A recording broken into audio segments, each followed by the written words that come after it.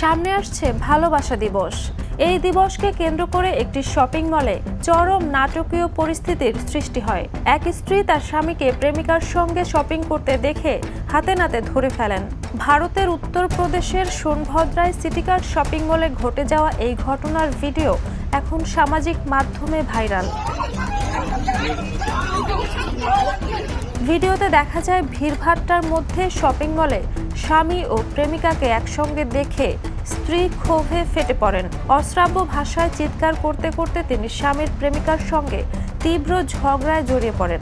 দুজনই প্রকাশ্যে একে অপরের চুল টানাটানি করে মারামারিতে লিপ্ত হন। সেখানে উপস্থিত এক শিশু, যাকে স্ত্রীর সন্তান বলে মনে করা হচ্ছে, তাকেও দ্বিতীয় মহিলাকে মারতে দেখা যায়। এই অস্বাভাবিক দৃশ্য দেখতে ও মোবাইলে ভিডিও করতে চারপাশে ভিড় জমে যায়। ভিডিওটি দেখে এক নেটিজেন মন্তব্য করেন, দুই বোকা মানুষ এক নির্দোষ শিশুর জীবন নষ্ট করলো।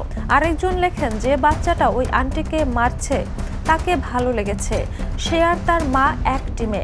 অন্যদিকে এক্সের এক ব্যবহারকারী লেখেন, ভ্যালেন্টাইন্স উইকে এমন লোকদের শিক্ষা দেওয়া খুবই দরকার। Jhuma Mridha, the news.